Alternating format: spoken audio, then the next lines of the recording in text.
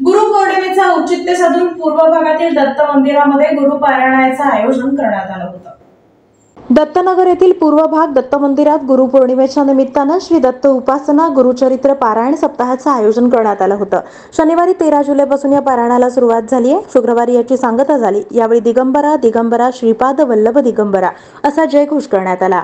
यावेळी मोठ्या भक्तिमय वातावरणात पालखी निघाली।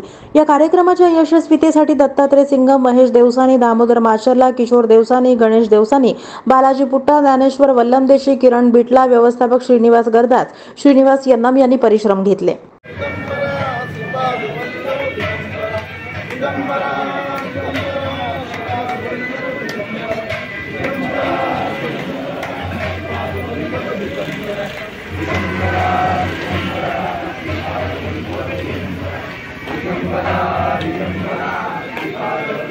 आगला